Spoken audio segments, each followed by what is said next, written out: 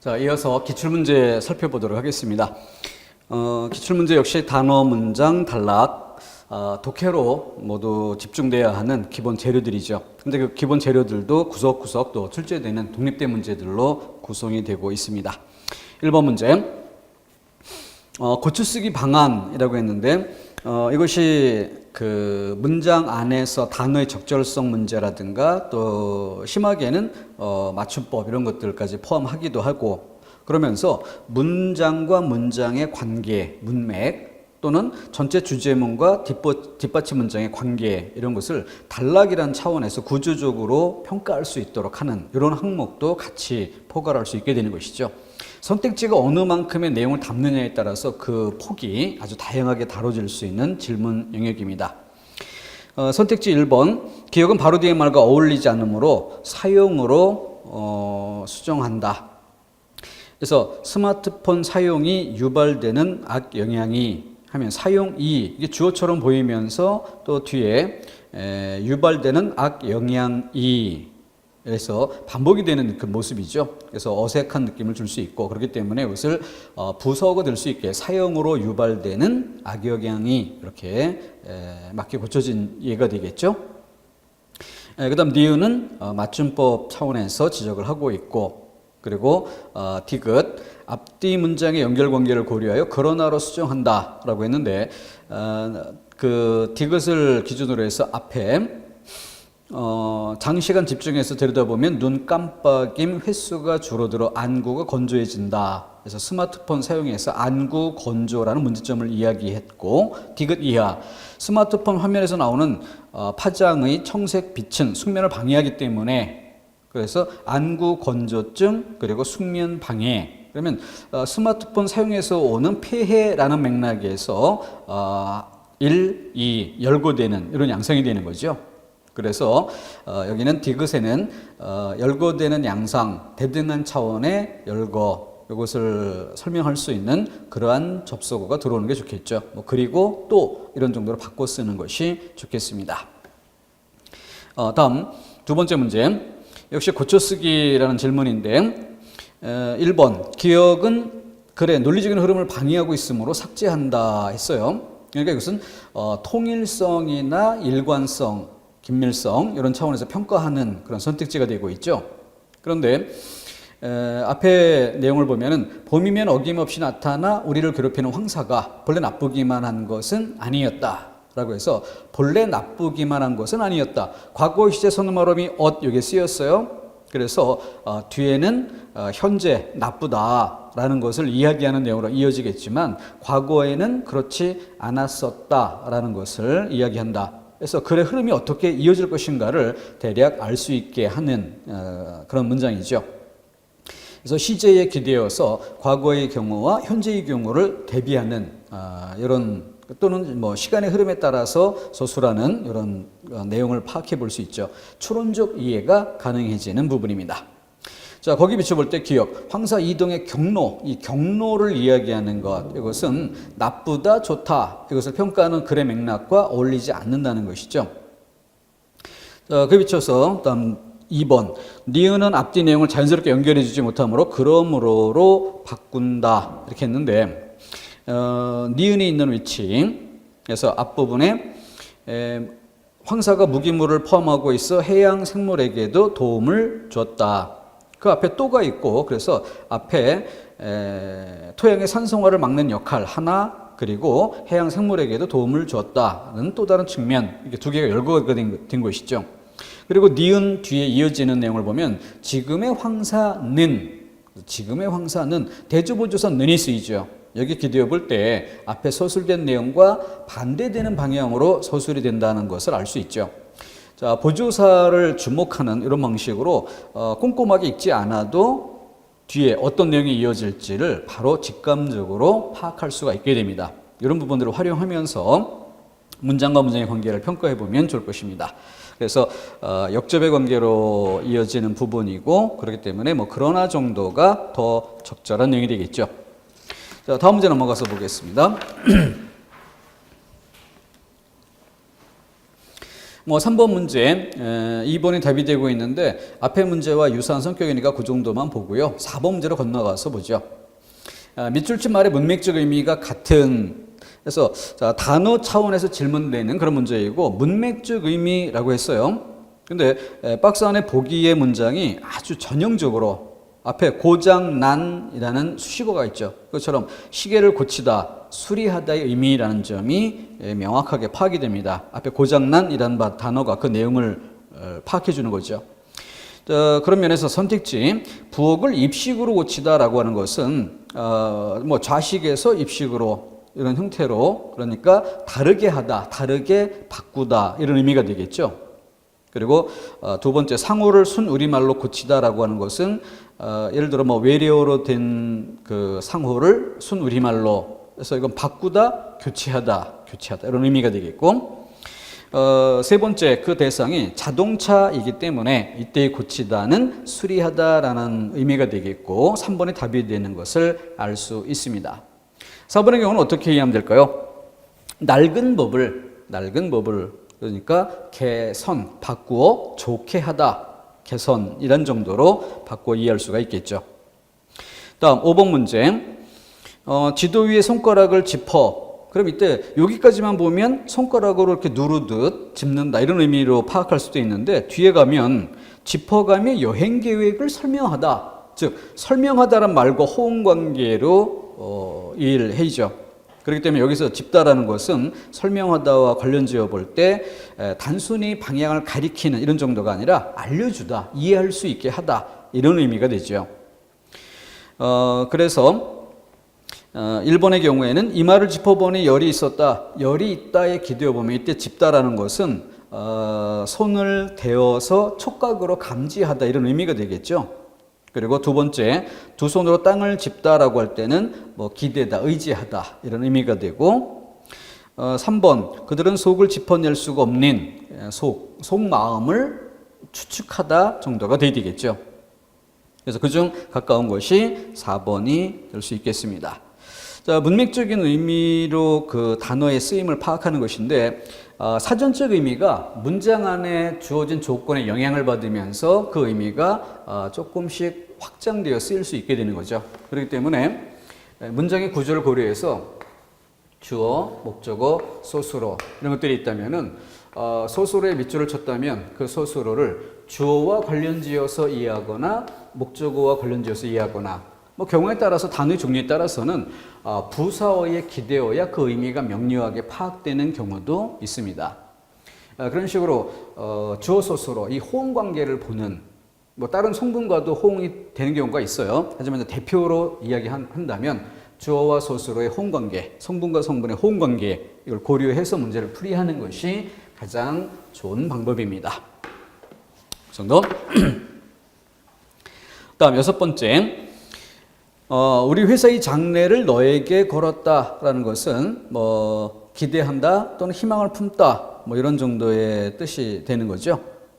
거기 비춰서 선택지 이 문제가 7급 문제인데도 상대적으로 좀 쉽게 풀 수 있는 그런 짜임새로 되어 있는 것이 1번, 3번, 4번이 다 같은 맥락. 4개 선택지가 다 다른 양상을 보여주면은 그 뭔가 하나 헷갈리는 이런 것들이 나올 수가 있는데 1, 3, 4가 같은 맥락에서 생애를 걸다, 목숨을 걸다, 주기를 걸다 해서 어떤 뭐 희생을 각오하다 이런 정도의 의미로 맥락이 같아집니다. 그렇기 때문에 좀 상대적으로 쉽게 출제되는 그런 양상이 됐고요. 다음 7번은 좀 어려운 양상이 됩니다. 그것은 기억에서 비읍까지 여러 가지 사례를 보여주면서 또 유사한 경우를 짝짓기 하는 이런 양상으로 그 질문을 하고 있죠. 자, 여기서 다의관계라고 했는데 이거는 다의관계를 설명하는데 좋은 자료가 되는 것으로 먼저 8번을 봅시다. 8번을 보면은 3번 선택지에 다리에 쥐가 났다, 다리를 건너다. 그래서 이거는 동음 이의어가 되는데 이걸 예로 들어 보죠. 그래서 다리 그래서 어떤 사물이나 신체의 아래 부분 이걸 뜻하는 이 단어가 교량을 뜻하는 이런 단어와 관련 지어지면은 이 둘의 관계는 완전히 이질적인 내용이에요. 이랬을 때 이 두 단어의 관계를 동음, 말소리는 같지만 뜻이 서로 다른 관계, 동음, 이의어 이런 관계로 이해가 됩니다. 그런데 이렇게 쓰인 경우가 아니라 책상 다리, 짐승의 다리, 사람의 다리 이렇게 쓰였을 때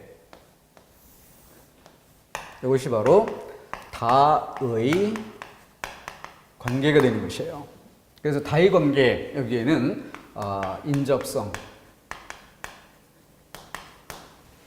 이것이 고려가 돼야 다의 관계라고 할 수 있는 것이고 이렇게 전혀 인접성이 없이 아주 이질적인 이런 내용을 다루게 될 때는 이의 관계라고 설명이 되어야 됩니다.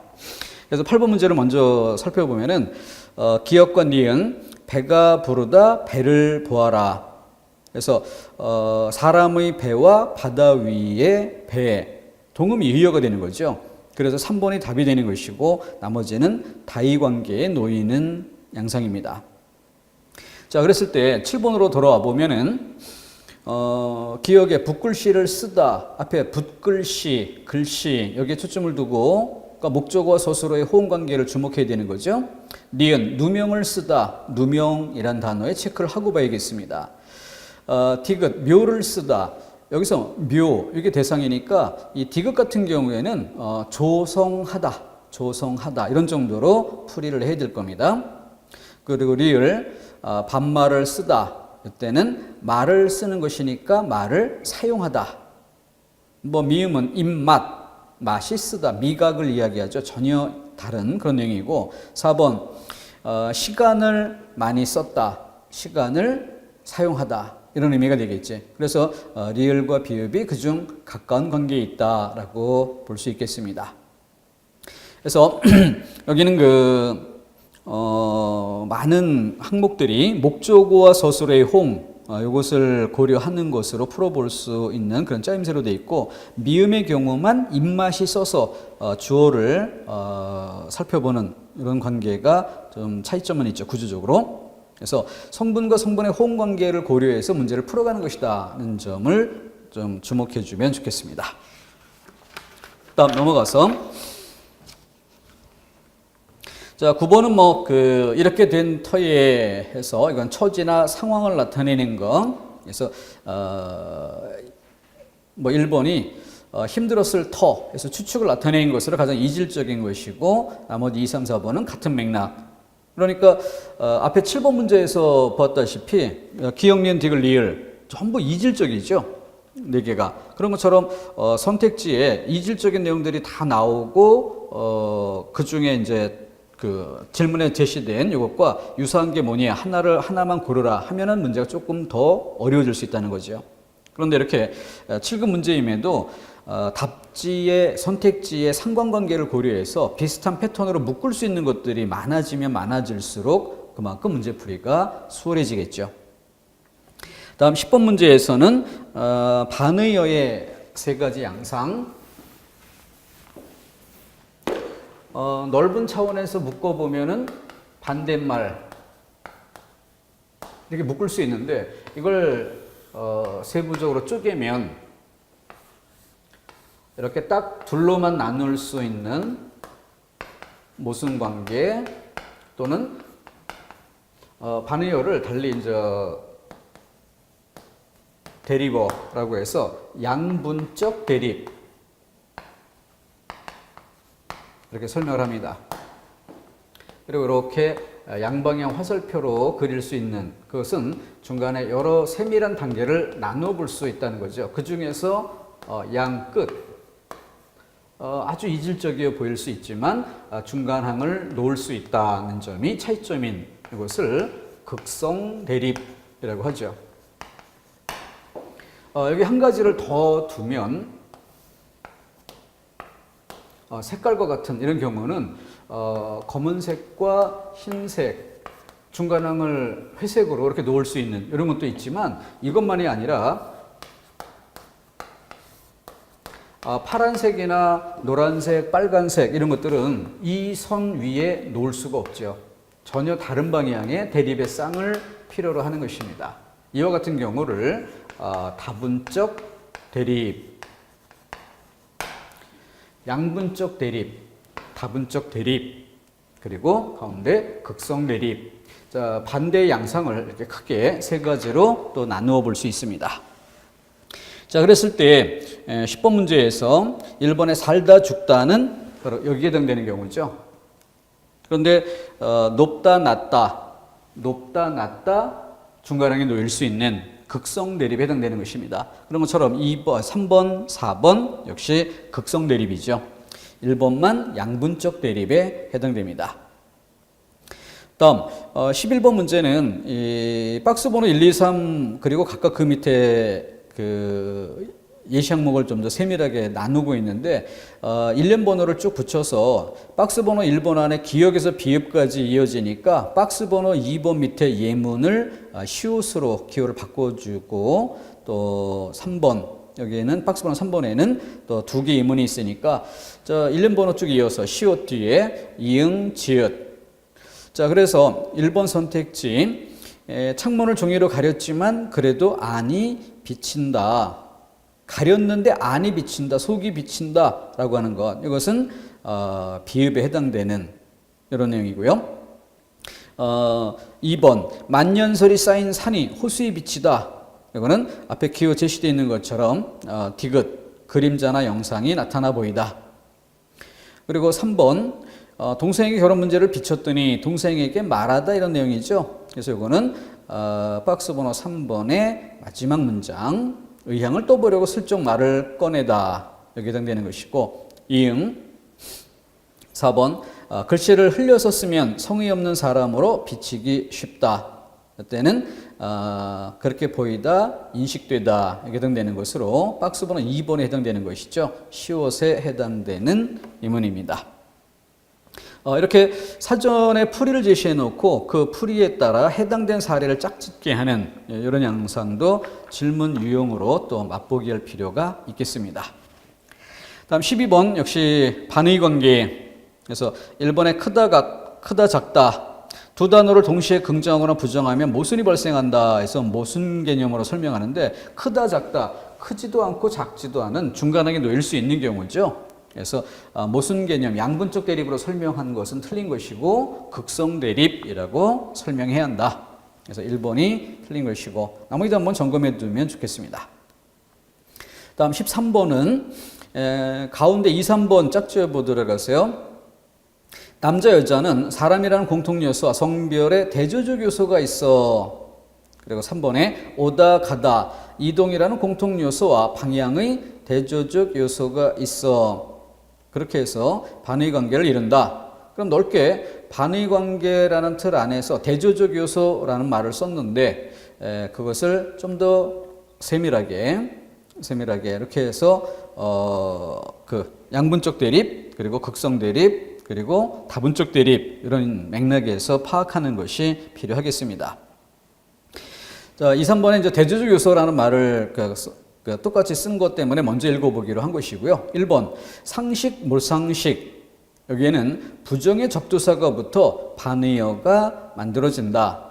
그러면은 상식이란 단어를 전제로 거기에 부정을 뜻하는 몰 이게 붙어서 상식. 그럼 앞에 걸 완전히 부정해 버리니까 한쪽을 부정해서 다른 쪽을 형성하는 이런 것으로 양분적 대립 이렇게 이해하면 되겠죠. 4번 하늘과 땅은 두 단어 사이에 의미의 중간 영역이 있어서 이렇게 문맥상 중간 영역이 있어서라는 것을 그대로 드러내주고 있어요. 그런 맥락에서 서로 반의 관계를 이룬다라고 했는데 그 내용 그래서 이거는 그 극성 대립으로 설명하는 이런 맥락이 되고 있죠. 그래서 하늘, 땅 이것이 뭐 비슷한 속성으로서 쭉 이어져 있는 그런 것인가라는 점을 살펴볼 필요가 있습니다. 자, 그래서 1번 같은 경우는 정확하게 그 상식이라는 것을 뭘 부정하는 것으로 또 설명 자체가 명료하게 드러나 있고 그리고 2번, 3번 남자 여자 가장 쉬운 그런 양분적 대립의 사례죠. 그리고 3번은 오다 가다 이동이라는 공통 요소 이렇게 설명의 맥을 잡아야 돼요. 만약에 이동하지 않는 경우 멈춰 서 있는 오지도 가지도 않는 이런 경우를 생각할 수 있겠지만 여기서는 이동이라는 이런 문맥 이걸 고려하고 있음에 초점을 두어서 이해를 해줘야 되는 거죠. 자, 그런 것에 비춰볼 때 4번은 하늘과 땅 어떤 동질적인 것을 바탕에 두고 연속된 흐름을 나타낸다면 극성 대립이 될 수 있지만 그러나 하늘, 땅, 이질적인 별개 내용이고 그 중간 영역을 설정할 수 있다는 것은 적절치 않은 표현입니다. 그런 점이 적절치 못한 지점이라고 평가할 수 있겠고요. 자, 그렇게 반의어에 관련된 것 세 가지 종류를 살펴주면 되겠습니다. 다분적 대립까지를 이렇게 다루는 그런 항목들은 보이질 않았어요. 그래서 이 두 가지 정도로만 대체로 문제를 구성하고 있는데 이렇게 색깔 아니면 보석의 종류 뭐 이런 것들을 예로 삼는다면은 다분적 대립으로 설명할 수가 있을 것입니다. 다음 14번 조건에 따라 갖추어 쓰기. 자, 이런 문제는 이렇게 지금 두 가지 정도로 이렇게 간단하게 나왔는데요. 뭐 세 가지 나오는 경우도 흔히 사용되죠. 그랬을 때 문제를 푸는 것, 답을 맞추더라도 시간을 줄이는 것, 이게 중요한 요소가 됩니다. 그렇기 때문에 이런 문제를 풀 때는 뭔가 딱 떨어지는 이런 요소를 먼저 적용해서 선택지를 평가하는 이런 방법이 좋습니다. 지금 14번 같은 경우는 앞에 나오기도 하는데 대꾸의 기법을 사용할 것에서 대꾸가 쓰였는가 이런 면에서 살펴야 되는데 여기서도 또 용어 정리를 좀 깔끔하게 정돈해두고 갈 필요가 있죠. 형식적인 짜임을 살펴보는 것과 내용 관계를 살피는 것이 별개의 문제입니다. 그렇기 때문에 대꾸라고 하는 것은 형식 개념이에요. 그래서 유사한 문장 구조, 유사한 문장 형식이라고 합시다. 이걸 대꾸라고 하는 것인데 그것을 내용의 측면에 살펴본다면 비교, 유사 구조가 되는 거죠. 그리고 대조, 대립 구조. 그래서 대꾸라는 말을 쓸 때와 대조라는 말을 쓸 때는 분명 다른 것이에요. 그래서 예전에도 이 용어를 혼란하게 이렇게 잘못 생각을 해서 문제를 틀리는 그런 수험생들이 많이 있었던 경우도 있습니다. 자, 대꾸는 내용 관계를 따지지 않고 문장의 형식, 유사한 구조를 이야기하는 것입니다. 그래서 2번 선택지 보면은 두 번째 행에 비는 주룩주룩 내리고 토끼는 깡충깡충 뛴다. 이 부분에 밑줄을 치고 이것이 대꾸를 이루고 있다 할 만한 부분이고요. 그리고 4번 선택지에서는 마지막 행 높은 곳의 구름은 멀리를 바라보고 낮은 곳의 산은 섬세히 보듬는다네. 이 부분이 대꾸로 구성된 구절이죠. 그래서 대꾸가 2번, 4번 두 곳에서 확인이 됩니다. 그런 정도에서 두 번째 요건, 삶에 대한 통찰을 우의적으로 표현할 것. 그랬을 때 2번은 프랑스어로 비가 내린다는 한 단어라고 한다. 내리는 것은 비의 숙명인 것이다.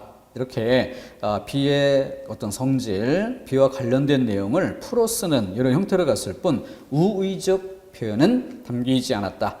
근데 4번의 경우에는 이것을 의인법을 썼죠. 의인법. 바로 새에 사람처럼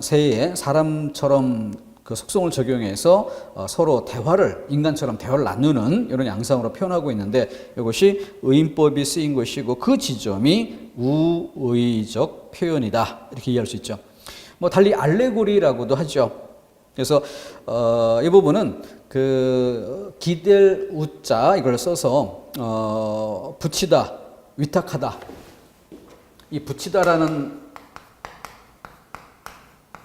무엇무엇에 붙이다 이것을 이 단어만으로는 또 의미상 혼란이 올 수 있으니까 의탁하다 이런 정도로 풀어 쓰는 게 좋고 의탁하다 해서 대부분 사물 아니면 동물, 이런 것들에 기대어 쓰이는 이런 표현들을 이야기한다라고 보시면 되겠습니다.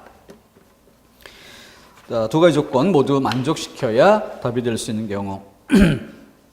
자, 15번이 세 가지 요건을 제시했어요. 공중도덕 지키기를 홍보한다 해서 첫 번째 내용은 대체로 큰 무리가 없어 보이는 그런 부분인데, 두 번째 조건에 역시 대꾸 요구되고 있고요. 그런 면에서 1번 신호위반, 과속운전 모든 것을 앞서갑니다. 여기에는 앞뒷부분에 대꾸가 사용되지 않았죠. 4번 공공장소에서 실천하는 금연, 우리의 건강을 지켜줍니다. 이것도 대꾸가 아닙니다. 대꾸가 아니란 점에서 1번, 4번을 지운 뒤 2번, 3번은 둘 다 대꾸라 할 수 있죠. 그리고 세 번째 조건이 행위의 긍정적 효과를 비유적으로 표현한다. 이 세 번째 요건은 바로 두 가지 요소를 담고 있는 겁니다. 바로 긍정적 효과라는 말과 비유적 표현. 그래서 지금 1번, 1번과 4번 두 개를 지운 그런 상태에서 2, 3번을 놓고 보면은 2, 3번 둘 다 대꾸를 사용했죠. 둘 다. 그런데 아파트를 뒤흔드는 음악 소리, 이웃들을 괴롭히는 고문장치, 음악 소리를 고문장치, 이것도 비유라 할 수 있죠. 그리고 3번 노약자에게 양보하는 한 자리, 당신에게 찾아오는 행복의 문. 그래서 이것도 비유. 자, 그런데 대꾸도 쓰였고 비유도 쓰였고 2번, 3번이 똑같이, 그런데 세 번째 조건 중에서 세 번째 조건이 다시 두 개로 나눠진다고 했죠. 긍정적 효과. 그랬을 때 2번은 아파트를 뒤흔드는 음악 소리, 이웃들을 괴롭히는 고문장치라고 하는 것은 긍정적 효과를 나타내는 것이 아니라 부정적 현상을 지적하는 이런 방식으로 공중도덕 지키기를 홍보하는 방식이다, 이렇게 평가할 수 있죠. 즉 긍정적 효과라는 지점이 2번에는 들어있지 않았다. 그런 차이점으로 3번을 답하는 것입니다. 그래서 실제 지금 그 표면적으로는 박스 안에 세 가지 요건을 얘기한 것처럼 보이지만 실제로는 네 가지 요건을 요구한 짜임새였다, 이렇게 풀어줘야 되겠습니다. 그 정도. 다음 16번 문제. 문맥적 의미를 활용해서 풀어가는 이런 내용인데, 지금 그 기역과 니은이 있는 부분이 맨 끝부분에 있어요. 그래서 마지막 세 줄만 읽다 보면 그러므로 사회적 괄호를 정치의 틀 안으로 가져오고 이를 진지하게 다뤄야 할 공동체 전체의 문제로 전환해 정치적 결정을 위한 괄호로 만드는 것이 정당의 역할이다. 이렇게 놓고 보면은 문제를 푸는데 조금 어려움을 겪게 되는 면이 있습니다. 근데 괄호보다 조금 더 앞에 문장을 보면은, 괄호보다 조금 더 앞에 문장, 거기 첫 번째 단락 맨 마지막 문장이죠. 다시 말해 갈등을 정치의 틀 안으로 통합하면서 사회적 합의를 만들어 간다는 데 있다. 이것이 마지막 세 줄을 이해하는 바탕, 여기 대주고 있는 것이죠. 그래서 이걸 활용하게 되면은 문제풀이가 훨씬 쉬워집니다. 그래서 대부분 시간이 없다는 이유로 이제 그 괄호나 밑줄 친 부분 그 자체만 놓고 직접 문제를 풀어가는 방식으로 접근하는 경우가 일반적인데, 시험 문제는 그 정도만 보고도 바로 답이 나오겠지만 조금 어려운 문제일수록 조금 더 길고 넓게 보는 게 필요합니다. 지금 한 문제를 출제하기 위해서 인용한 지문인데 두 단락에 들어오지 않습니까? 첫 번째 단락은 왜 들어왔겠어요? 두 번째 단락 이해하는 데 도움이 되니까 끌어들인 것이죠. 아무 상관이 없었다면은 맨 끝에 세 줄만 박스로 인용을 했을 겁니다. 앞에 것이 인용됐다는 것은 그만큼 고려할 요소가 있다, 힌트가 된다는 점 적극 고려토록 하겠습니다. 그래서 그 앞문장이 기대일 때 기억의 자리, 괄호를 정치의 틀 안으로 가져오다, 이 맥락에 놓고 보면 앞에 문장 고려하면 갈등을 정치의 틀 안으로 통합하면서 이 구절이 힌트가 되주는 거죠. 그렇게 해서 기억의 자리에 갈등이란 단어가 놓일만 하다, 이걸 잡는 게 쉬워지는 겁니다. 자, 그리고 니은 부분을 이해할 때는 문맥을 이해할 때 주의할 점이 니은보다 바로 앞에 정치적 결정을 위한 괄호, 이렇게 살펴보는 게 맞지만 부족한 것이에요. 그것만 놓고 보면 정치적 결정을 위한이라고 보면은 의제라는 단어만 타당한 것이 아니라 4번처럼 문제, 정책 결정을 위한 문제 이렇게 해도 어긋난다고 볼 수 없는 겁니다. 그래서 좀 더 길게 보면은 정책 결정을 위한 요 문구보다 더 앞쪽에 보면은 진지하게 다뤄야 할 공동체 전체의 문제로, 여기에 문제로란 단어가 쓰이면서 대략의 맥락을 알 수 있게 던져주고 있죠. 그랬을 때 니은 자리에는 문제라는 단어보다는 의제라는 단어가 더 적절하다라는 것을 알 수 있게 해주는 것입니다. 자, 어쨌든 기역을 먼저 잡든 니은을 먼저 잡든 그 하나를 선택을 하면 바로 나머지를 지우는, 만약에 기역을 먼저 풀었다 그럼 선택지가 2번, 3번으로 한정되면서 니은을 보는, 그래서 2번의 성과, 3번의 의제 이렇게 둘러놓고 보면 성과가 적절치 못하다는 걸 알고 의제가 적절하다 이렇게 평가할 수 있겠죠. 니은을 먼저 풀었다면 그러면 아마도 3번, 4번 정도로 범위가 한정된 그런 조건 안에서 앞에 기역에 들어갈 말을 갈등과 의제라는 두 개의 단어 중에서 어느 게 적절한지를 찾는 이런 순서가 되어야 할 것입니다. 자, 중요한 것은 문맥적 의미입니다. 앞뒤 관계를 충분히 활용할 줄 알아야 되겠습니다. 다음 17번은 구조, 이 짜임새를 보는 것이 유용한 이런 내용인데 17번을 정돈해 보면 현실 상황에서 이렇게 풀어간 다음에 두 번째인 가봅시다. 두 번째인 가보면 이론의 세계와 경험의 세계를 넘나드는, 이론의 세계와 경험의 세계를 넘나드는, 이런 표현이 나왔습니다. 그래서 이러한 두 개의 서술 대상, 자, 이걸 놓고 보면은 그 뒤 이어지는 부분이, 그러니까 두 번째 문장이죠. 기억 없이는 서로 다른 상황에서 이렇게 이야기할 때 바로 이 부분에 이론 없이는 이렇게 이어지는 걸 알 수 있습니다. 그런데 이런 짜임새면 이것이 여기에 쓰이는 것처럼 경험을 이야기하는 부분도 뒤에 이어지겠죠. 그런데 괄호 부분이 아니라 괄호보다 앞쪽에, 괄호가 들어간 그 앞쪽에 문장 맨 앞부분이죠. 여기에 경험이란 부분이 노출된 상태에서 들어가고 그 뒤에 괄호가 쳐지는 이런 양상이죠. 그래서 이론을 말한 부분, 경험을 말하는 부분, 앞에 것에 기대어 두 개의 축이 된다는 점이 먼저 파악되어야 되겠고, 그래야 이 부분을 파악하는 것이 쉬워집니다.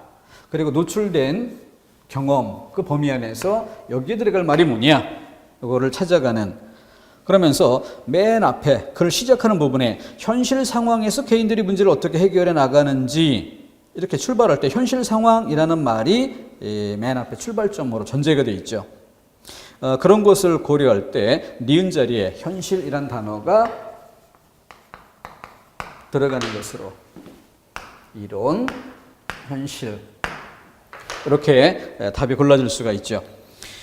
이렇게 그 짜임새를, 그러니까 첫 번째 문장을 잘 정돈해 놓으면 이 괄호가 들어가는 이런 부분에 짜임새를 이렇게 정돈해 볼 수가 있고, 그런 상태에서 괄호에 들어갈 단어를 찾는 것이 훨씬 쉬워지고 시간이 단축된다는 거죠.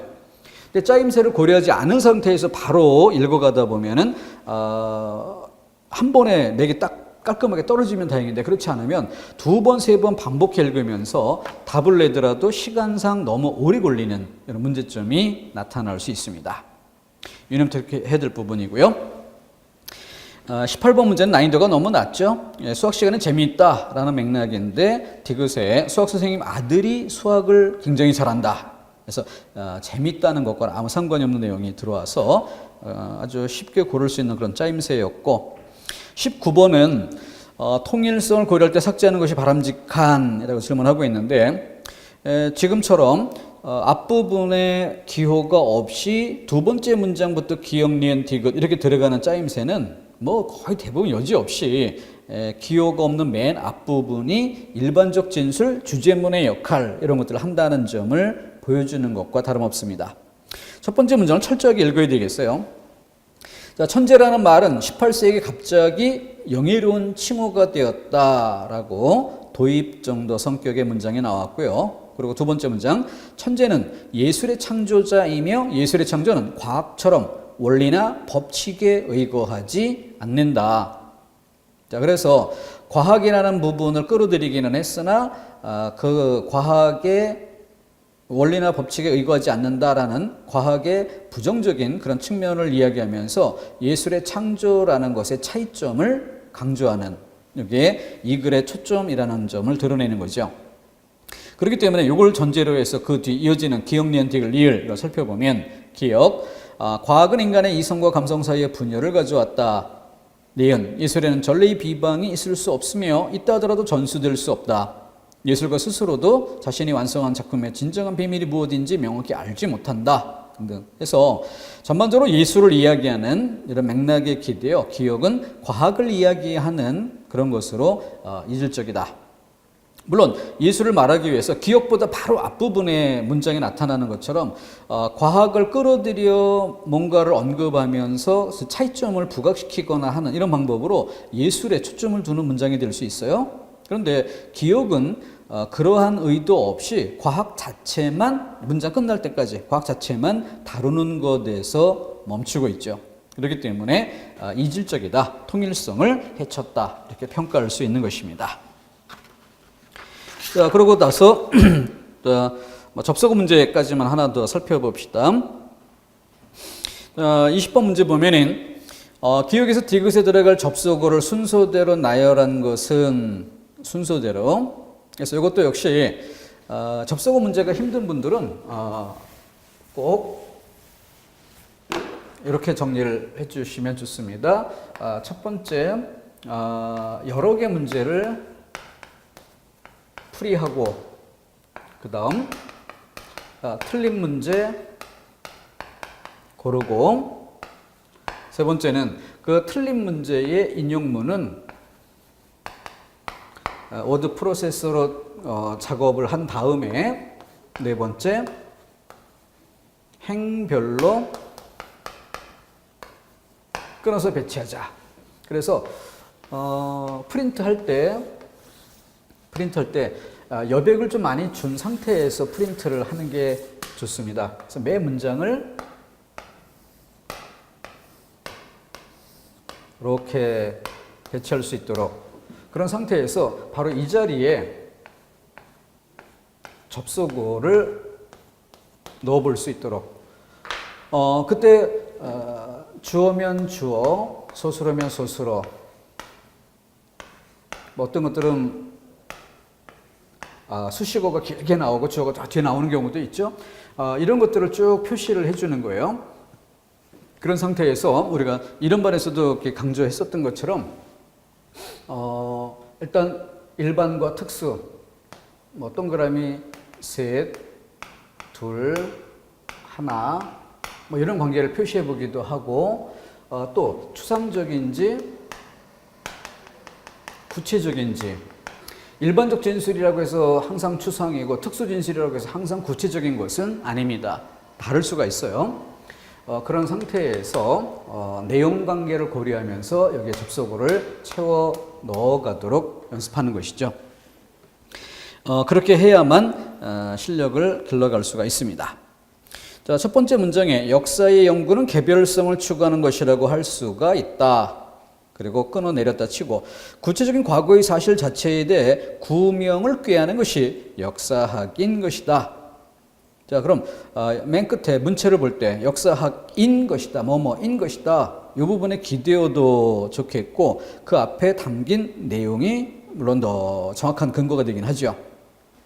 그래서 역사 연구를 대상으로 개별성을 추구한다는 것이 첫 번째 문장의 초점이었다면, 구체적 과거의 사실 자체에 대해 구명을 꾀하는 것이 역사학인 것이다. 바로 첫 번째 문장과 같은 맥락을 이야기하면서 좀 더 풀어쓰는 이런 방식으로 가고 있다는 점을 볼 수 있죠.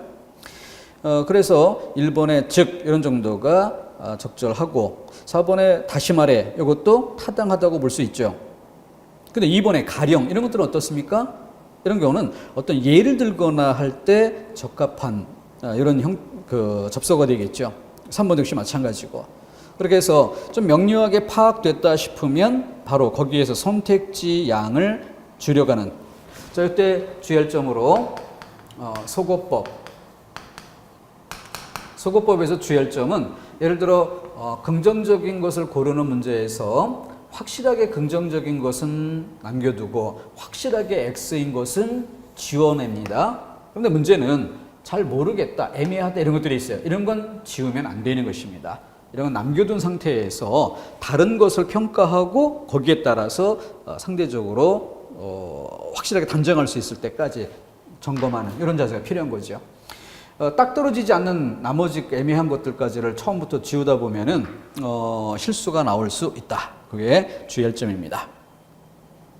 자, 그렇게 해서 기억이 쉬웠다면 기억으로 1번, 4번 정도로 범위를 한정하는 이런 방식으로 접근하면 좋겠고, 니은 고구려가 한족과 투쟁한 일을 고구려라든가 한족이라든가 하는 구체적 요소들을 빼버리고 단지 자주적 대제국이 침략자 투쟁하였다라고만 진술해버리는 것은 한국사일 수가 없다. 바로 이때 이게 그 예시의 성격을 띠는 거죠. 그래서 니은 세 개 중 가운데 부분이 예시가 될 만하다. 그런 점에서 1번의 가령은 타당한데 2번의 한편, 이거는 전환이죠. 화제를 바꿀 때 쓰는 거죠. 이건 틀리는 것이고, 4번의 만약 이런 것들이 들어왔는데 이것은 가정이죠. 그러니까 여기서는 어느 정도 가정의 가능성이 있지 않는가. 예를 들면은 고구려, 한족 이런 것들을 빼는 이런 경우, 실제 한국사는 그런 걸 빼지는 않을 테니까 이런 걸 뺀다면 이라는 것을 가정으로 볼 수도 있겠죠. 그럼 가능성으로 남겨두는 게 필요합니다. 그럼 결국 디귿에 의해서 최종적으로 점검이 되겠죠. 일정한 시대에 활약하던 특정한 인간 집단의 구체적 활동을 서술하지 않는다면 그것을 역사라고 말할 수 없는 것이다. 그래서 일정한 시대에 활약하던 특정한 인간 집단의 구체적 활동의 서술에서 앞에서 쭉 이어왔던 그런 내용들을 정리해주는, 같은 맥락에서 이어가는, 그러니까 큰 방향에서 볼 때 순접이고 요약 정리해주는 이런 방식이다. 그래서 첫 번째 괄호, 두 번째 괄호까지는 1번만이 아니라 4번도 그럴듯하게 보일 수 있지만 세 번째 하면 확연히 구별이 되는 것이죠. 그런데라는 말은 절대 들어갈 수 없는, 타당성이 없는 이런 것으로 마지막 단어로 확인한 뒤에 최종적으로 답을 확정해야지 섣불리 기역, 니은에서 뭔가 좀 깔끔한 느낌으로 정리가 됐다고 해서 성급히 선택을 해서는 안 된다는 것이죠.